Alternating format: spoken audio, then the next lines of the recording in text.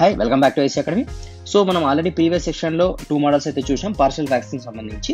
So first model ఏమంటే already మనకు factors ఇచ్చింటాడు, దీన్ని మనం సింప్లిఫై చేసి ఏ వాల్యూని బి వాల్యూని ఫైండ్ అవుట్ చేయడం. సెకండ్ మోడల్ ఏమంటే మనకి ఈక్వేషన్ ఇస్తాడు, ఈ ఈక్వేషన్ బేస్ చేసుకుని మనం ఫ్యాక్టర్స్ని ఫైండ్ అవుట్ చేయాలి. ఎలా ఫైండ్ అవుట్ చేయాలంటే జస్ట్ ఏం లేదు, క్యాలిక్యులేటర్ తీసుకోండి, క్యాలిక్యులేటర్లో మనం మోడ్ అనే ప్రెస్ చేయండి, మోడ్లో నుంచి ఈక్వేషన్స్ పోతే కనుక ఈక్వేషన్స్ ఆర్ డిగ్రీ అని ఉంటుంది. అక్కడ మీకు ఏ విధంగా కనిపిస్తుంది అంటే ax² plus bx plus c is equal to 0 అని ఉంటుంది. జస్ట్ మీరు ఏ ప్లేస్లో x² యొక్క కోఎఫిషియంట్ అంటే 1ని, b ప్లేస్లో x కోఎఫిషియంట్ 5ని, c కోఎఫిషియంట్ 6ని సబ్స్టిట్యూట్ చేస్తే మీకు ఆన్సర్స్ వస్తాయి. ఫర్ ఎగ్జాంపుల్ ఈ వాల్యూ మనకు 1,2 వచ్చింది అనుకోండి. ఫర్ ఎగ్జాంపుల్ మీరు ట్రై చేయండి ఒకసారి. సో 1,2 వచ్చింది అనుకోండి. సో మనం ఏం చేయాలంటే x-1 అని రాయాలా. ఎగ్జాంపుల్కి 1 వచ్చింది, ఇంకొకటి 2 వచ్చింది. అప్పుడు మనం ఏం రాయాలంటే x-1 అనేది ఫ్యాక్టర్ ఒకటి, x-2 అనేది ఫ్యాక్టర్ కింద తీసుకుంటాం. అర్థమైంది కదా. సో ఇవి 2 మోడల్స్ అయితే మనం ప్రీవియస్గా చేసినాము. ఇంకొక కొన్ని ప్రాబ్లమ్స్ అయితే దీనిపైన సాల్వ్ చేద్దాం, ఇంకొంచెం మీకు బెటర్గా అర్థమవుతుంది ఈ సెకండ్ మోడల్లో. సెకండ్ మోడల్ చేసిన తర్వాత ఇంక మనం కావాలంటే నెక్స్ట్ టాపిక్స్ పైన వెళ్ళిపోదాం. ఓకేనా. సరే, ఇప్పుడు మనం సెకండ్ మోడల్లో ఇంకొన్ని ప్రాబ్లమ్స్ అయితే ట్రై చేద్దాము. ఫర్ ఎగ్జాంపుల్కి ఇంకో క్వశ్చన్ తీసుకుంటా. 3x - 20 / x² plus 3x - 10. ఓకేనా, ఈ విధంగా ఉంది క్వశ్చన్. సో మనం ఏం చేయాలా, ఈ ఈక్వేషన్ని క్యాలిక్యులేటర్ కొట్టి ఫ్యాక్టర్స్ ఫైండ్ అవుట్ చేయాలి. ఏమన్నా నేను క్యాలిక్యులేటర్లో మోడ్, తర్వాత ఈక్వేషన్స్, తర్వాత డిగ్రీ. సో x² దగ్గర అంటే ఏ వాల్యూ దగ్గర 1 పెట్టండి, b దగ్గర 3 పెట్టండి, c దగ్గర -10 సబ్స్టిట్యూట్ చేయండి. ఓకేనా. సబ్స్టిట్యూట్ చేస్తే మీకు ఆన్సర్స్ ఏమొచ్చినాయో చెప్పండి. క్యాలిక్యులేటర్లో ఒకటి 2 వచ్చి ఉంటుంది, ఇంకొకటి -5 అయితే వచ్చింది. ఒకటి 2, ఒకటి -5.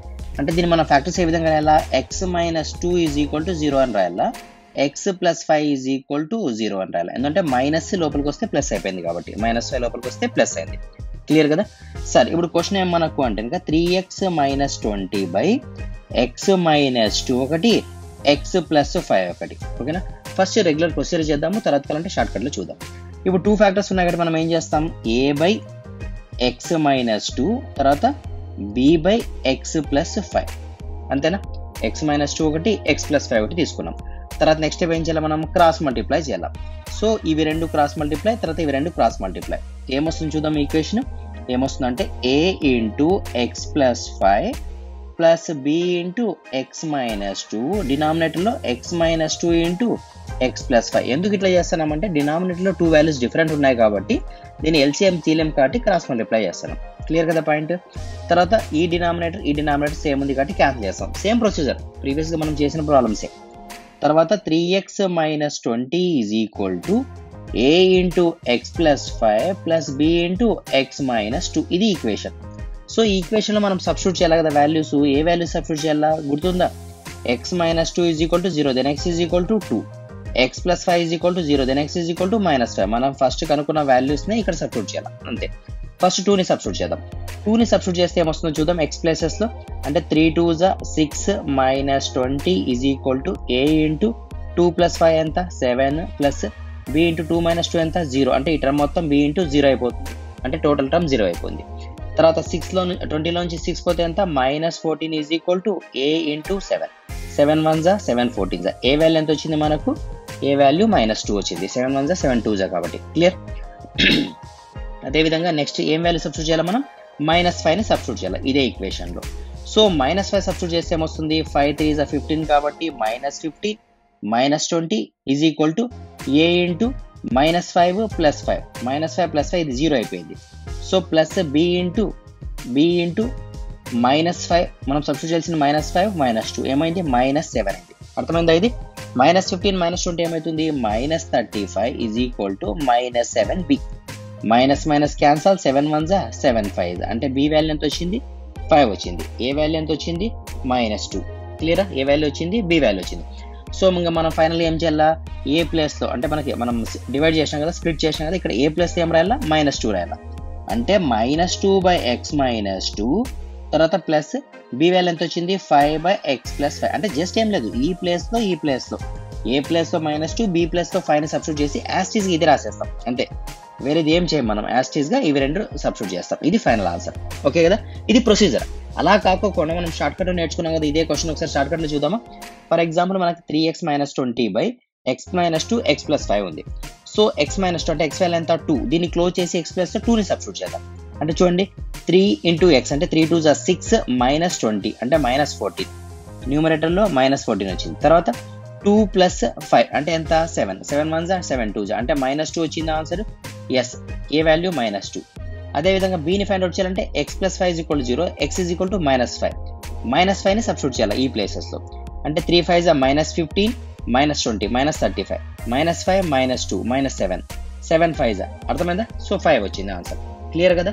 అంటే మనం ఫస్ట్ రెగ్యులర్ ప్రాబ్లము చేయాలా, తర్వాత మనకు వచ్చిన ఆన్సర్స్ కరెక్టా లేదా అని మనం షార్ట్కట్లో కూడా కనుక్కోవచ్చు. ఓకే, సరే ఈ విధంగా మనం కావాలంటే ఈ ప్రాబ్లమ్స్ని సాల్వ్ చేయొచ్చు.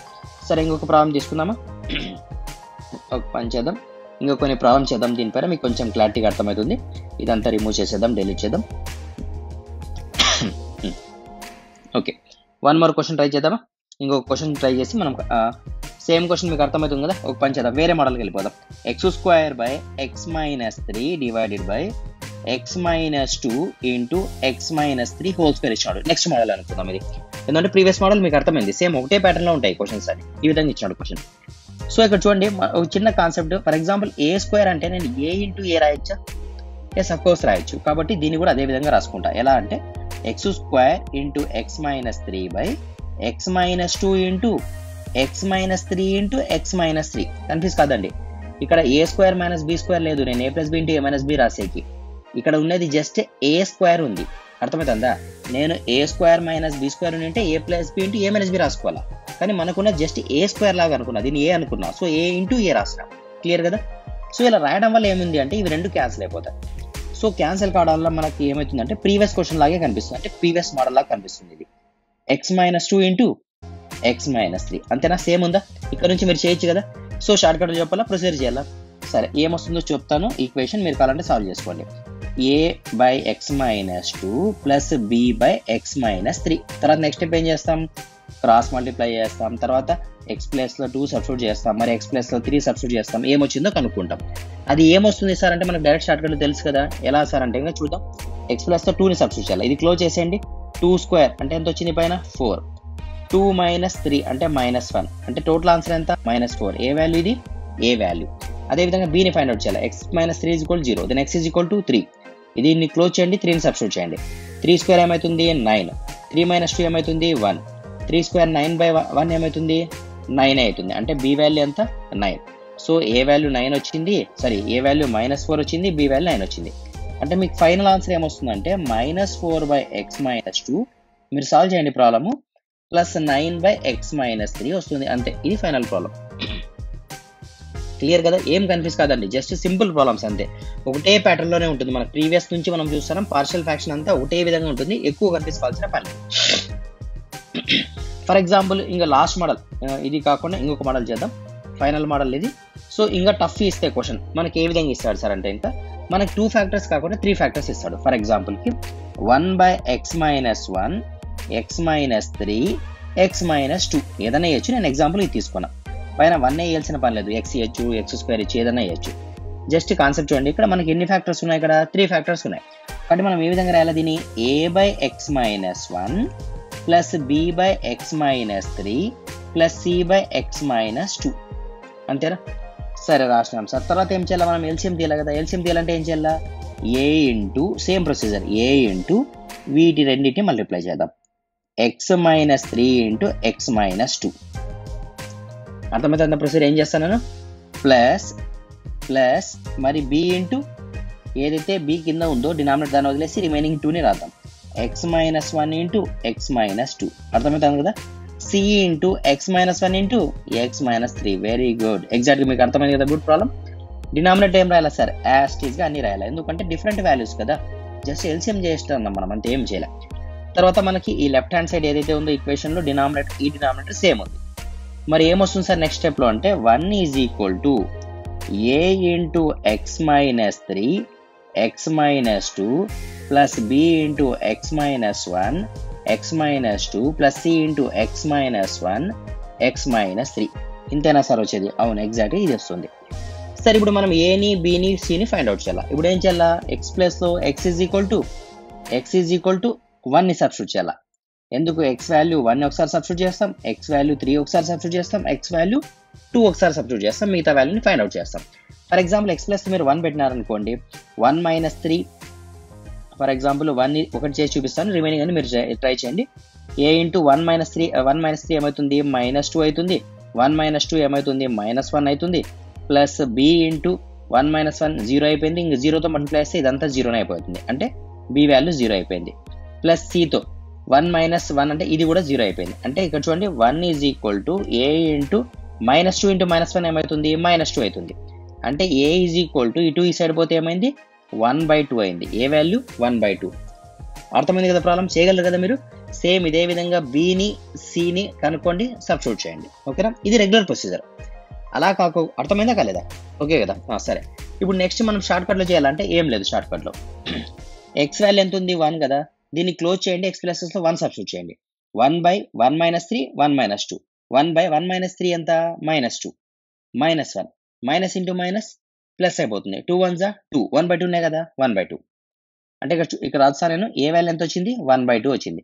సార్ నాకు బి వాల్యూ కావాలా సార్, బి ప్లస్లో 3ని సబ్స్టిట్యూట్ చేయండి. అంటే x - 3 = 0 కాబట్టి x = 3 సబ్స్టిట్యూట్ చేద్దాం, బీని ఫైండ్ అవుట్ చేద్దాం. 1/3 - 1 ఎంత, 2. 3 - 2 ఎంత, 1. అంటే 2 × 1 ఎంత, 2నే కదా. 2 × 1 2నే కాబట్టి బి వాల్యూ కూడా ఎంత వచ్చింది, 1/2నే వచ్చింది. సిని ఫైండ్ అవుట్ చేద్దాం. సి కావాలంటే x + 2ని సబ్స్టిట్యూట్ చేయాలి. x - 2 = 0 కాబట్టి. సో సి కావాలంటే 1/2 - 1 ఎంత, 1. 2 - 3 ఎంత, 1. 1 × 1 1. అంటే సి వాల్యూ ఎంత వచ్చింది, 1 వచ్చింది. మీరు క్యాలిక్యులేట్ చేసినా మీకు వచ్చే ఆన్సర్ సివే. ప్రొసీజర్ సేమ్ కాబట్టి నేను ఇక్కడికి ఆపేస్తానని ఈ ప్రాబ్లమ్ని, ఈ వీడియోని మీరు సేమ్ మోడల్లో ప్రాక్టీస్ చేయండి. ఇంకేమైనా టఫ్ క్వశ్చన్స్ వస్తే కనుక మనం ప్రీవియస్ ఇయర్స్ క్వశ్చన్స్ ఉంటాయి కదా, మనం పార్షియల్ ఫ్రాక్షన్స్లో ప్రీవియస్ ఇయర్స్ క్వశ్చన్స్ ఉంటాయి కదా, అక్కడ ఏమైనా మనకి టఫ్ మోడల్స్ ఏమైనా వస్తే మనం అక్కడ కాలంటే ప్రాక్టీస్ చేద్దాం. ఇవి మనకి జస్ట్ బేసిక్ కాన్సెప్ట్, అంటే క్వశ్చన్ ఏ విధంగా అడుగుతున్నాడు అనేది మనం ఇక్కడ చూసినాము. ప్రీవియస్ ఇయర్స్ క్వశ్చన్స్లో మనం కావాలంటే దీనిపైన ఏమైనా అంటే మన పార్షియల్ ఫ్రాక్షన్స్లో ఏమైనా previous years question tough models ఏమైనా చూసి అక్కడ మనం సాల్వ్ చేద్దాం. ఓకేనా, క్లియర్ కదా.